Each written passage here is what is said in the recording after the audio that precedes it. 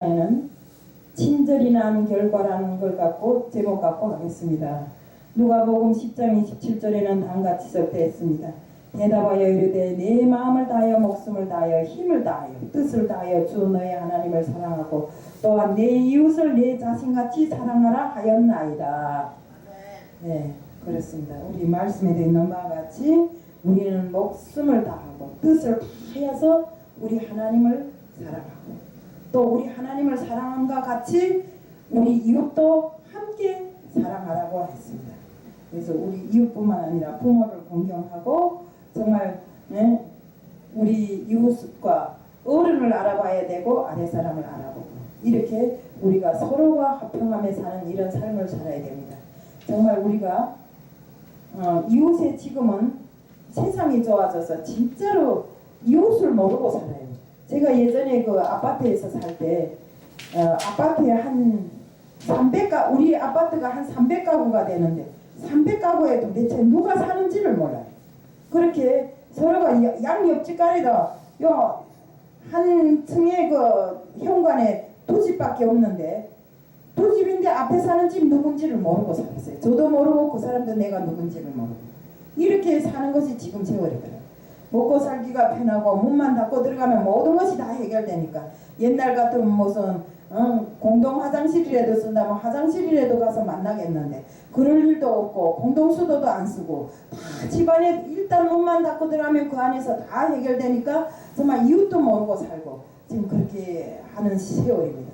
그래서 정말 우리 그 텔레비도 자주 나오지만 노인들이 혼자 독거노인들이 혼자 살다 죽어서 6년 됐다 8년 됐다 하는데도 죽은지도 모르고 있잖아요.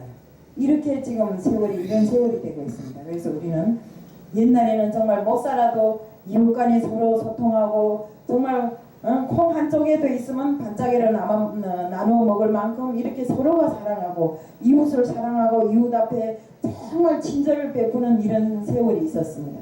근데 지금은 그렇지 않고 정말 세월이 발전해서 차도 다니고 정말 비행기도 다니고 이런 그 형편에서도 사람들은 이웃도 모르고 그저 오로지 자기 자신밖에 모릅니다. 더욱이 이 스마트폰 시대에 스마트폰이 발전해서 저부터라도 스마트폰을 들면 정말 내 앞에 어르신이 와서 섰는데도 내가 모르고 앉아있더라고요. 이만큼 우리가 지금 양옆을 살피지 않고 오로지 내 혼자만 이 스마트폰 세계에 빠져서 정말 이 스마트폰이 쉽게 말하면 우리를 유혹의 세계로 이끄는 마귀의 행세와도 같습니다. 그런데 여기에 푹 빠져갖고 여기 이것밖에 할 줄 모르는 이런 세월이 왔더라 이겁니다. 그래서 정말 우리는 이웃과 서로 사랑을 나누고 교제하고 정말 못 사는 사람이 있다면 나눔을 하고 이렇게 살아야 되는 것입니다. 여기에 한 데가 있습니다. 어떤 시골 식당인데 그 평상복을 입은 한 남자가 들어와서 식사를 아주 맛있게 합니다. 맛있게 식사하시고 탁 일어나서 주머니에 탁 손을 올려보니까 지갑을 두고 왔어요.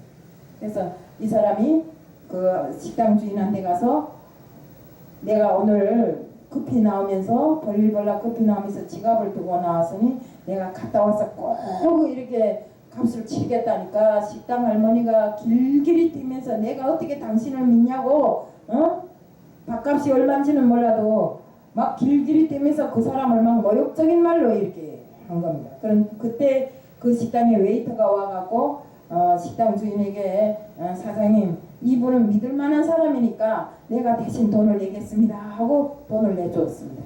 근데 이 사람이 나갔다가 한참 있다 다시 들어왔어요. 그 식당 주인에게 이 식당을 얼마에 팔겠는가 하고 물어봅니다. 그러니까 이 식당 할머니는 한껏 욕심을 부려서 3만 프랑에 팔겠다고 합니다. 그러니까 이 사람이 그저 아무 소리 안 하고 3만 프랑을 주고 식당을 샀습니다. 식당 계약을 다 하고 그 계약서를 웨이터를 불러서 주면서 오늘부터 이 식당은 당신 것이네. 당신이 나를 믿어준 그 믿음은 3만 프랑보다 더 값진 것이라고 하면서 그 자리에서 식당을 계약하고 그 식당 계약서를 웨이터에게 주면서 그날부터 식당 주인은 이 웨이터라고 이렇게 하고 나옵니다. 그 사람이 바로 평상복으로 그날 하루를 살아온 나폴레옹이었습니다. 이렇게 위대한 인물이 정말 그 식당에 들어간 줄을 모르고 식당 주인은 길길이 뛰면서 내가 당신을 어떻게 믿냐고 이렇게 하다 보니까 밥값 하나 때문에 큰 것을 잃었던 것입니다. 그래서 우리가 정말 이런 것을 봤을 때 우리는 남을 믿어주고 남에게 친절을 베푸는 그만한 것이 돌아오더라 이겁니다. 내가 정말 이 살아오는 과정에 보니까 남에게 친절 베푸는 건 참으로 좋은 일이더라고요. 우리 동네에 한 사람이 이 냉동 공장에 다녔어요. 근데 이 여자가 참 친절해요. 정말 그 웬만한 사람들은 경비 아저씨들하고도 인사 한 번 주고 안 받고 경비 아저씨들하고도 땡땡땡땡 거리고 이러는데 이 여자는 지나가면 인사하고 지나오면서 인사하고 그러다 보니까 그 냉동 공장이 그 지키는 경비 아저씨들이 어느 날인가 이 여자가 들어가는 건 맞는데 나오는 걸 못 봤습니다. 그러니까 이상하다. 혹시 이 여자가 냉동고에 갇히지 않았겠는가 해서 문을 열고 따고 들어왔습니다. 근데 이 여자는 벌써 냉동고에 갇힌 지 3시간이 되어서 거진거진 얼어 죽을 지경이 되었을 때 정말 경비 아저씨가 들어와서 구해냈어요. 이렇게 친절하게 하니까 그 사람의 인상 속에 이 여자는 항상 인상에 박혀 있어서 오늘은 나갈 때가 됐는데 안 나가고 정말 그러다 보니까 그 여자를 냉동고에서 구해낸 것이 바로 경비 아저씨입니다. 정말 사람들 보기에는 아무것도 아닌 일을 하고 있는 경비 아저씨가 그래도 그 사람의 한 생명을 구해낸 것은 그 여자가 일상적으로 친절하게 굴었기 때문에 정말 그 사람의 마음속에 그 친절이 남아있어서 그 여자를 구해낸 것입니다. 이렇게 친절이란 것은 항상 상대방한테 내가 먼저 주는 것 같지만 나중에는 그 사람에게 받는 것이 더 큰 것이라는 것을 우리가 알아야 되는 것입니다. 우리가 그렇잖아요. 내가 남한테서 하나 받자면 내 걸 10개를 줘야 된다고. 10개를 줘야 그 사람한테서 하나 받는 것입니다. 이렇게 우리가 친절을 먼저 베풀지 않으면 안 되는 것입니다. 바로 우리 믿는 사람들 역시 주님이 뜻 안에서 사는 사람들은 정말 이웃간의 사랑, 우리 믿음, 소망, 사랑 중에 사랑이 제일이라지 않습니까? 이웃간의 사랑을 지켜야 되는 것입니다. 우리가 서로 사랑하지 않고 남한테 냉랭하고 맨날 화를 내고 분을 품으면 절대로 우리가 믿는 사람이라고 할 수 없습니다. 우리 주님께서는 항상 우리에게 정말 믿는 사람들은 사랑으로 사람들을 감싸느라고 합니다. 그래서 이런 사랑이 아니면 아무것도 안 되는 것입니다. 그래서 우리 이제도 말을 들었지만 정말 말 한마디에 식당 하나를 가진 사람처럼 또 말 한마디에 생명을 구하게 되는 사람처럼 우리는 언제나 친절하고 서로 사랑을 베푸는 이런 데서 모범이 되어야 되고 더욱이 믿는 사람들은 주님이 뜻 안에서 살 때 남을 사랑하지 않고는 절대로 우리가 주님의 뜻을 행한다고 할 수가 없습니다. 우리 입술로는 사랑하면서도 실질적인 사랑이 없으면 안 되는 것입니다.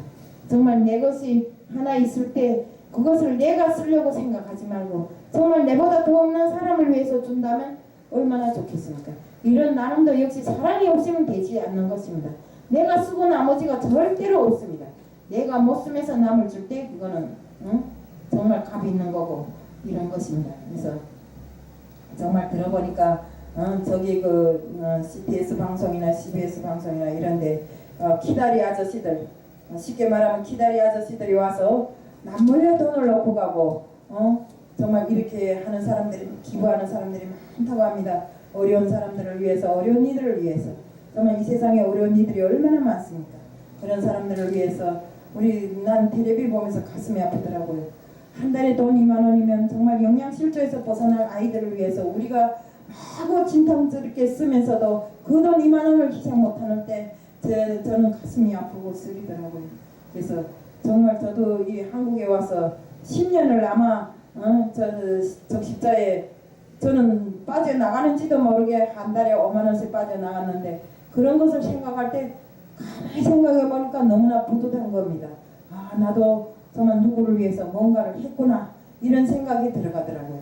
그래서 정말 이런 것을 놓고 봤을 때 더군다나 우리 믿는 사람들 정말 우리 선교사들이 외국에 나가서 자기 재산을 팔아서 가족 나가갖고 옥물을 파고 그 못 사는 사람들 살리고 약을 가져나가고 저번에 우리 유명숙 목사님 이야기를 하셨지만 병원에서 다른 나라에서는 날짜 지난 약이라도 없어서 못 쓴대요. 지금 그만큼 어려운 환경에서 우리가 정말 선교사들을 파견할 때 정말 우리가 정말 한 분이라도 더 선교비로 희생한다면 너무나도 좋은 일이 많이 생길 것이라고 저는 생각합니다. 그래서 어려운 이들을 돕는 이만큼 좋은 일이 없고 하나님께서 기뻐하시는 일이 없다고 생각합니다. 그렇기 때문에 하나님 뜻 안에서 사는 우리들은 항상 남보다 더 정말 남을 위해서 살기 위해서 애쓰고 더 많은 그 좋은 일을 하기 위해서 애써야 된다는 것을 말씀드리면서 정말 우리가 항상 친절하게 세상을 살아가자는 것을 말씀드리면서 오늘 이 시간 메시지를 마칩니다.